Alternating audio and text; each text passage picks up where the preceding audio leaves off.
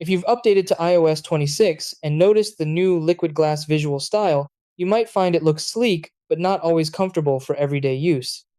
The transparent and glossy effects can sometimes make text harder to read or feel distracting, especially in bright or busy backgrounds.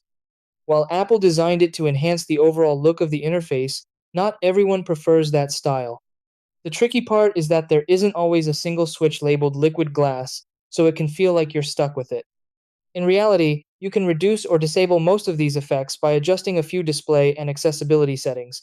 Once you make these changes, your interface will look more solid and easier to read. Try these. Step 1. Open the Settings app on your iPhone. Step 2. Scroll down and tap on Accessibility. Step 3. Tap Display and Text Size. Step 4. Turn on Reduce Transparency. Step 5. Turn on Increase Contrast for clearer visuals. Step 6. Exit settings and check the interface for reduced glass effects.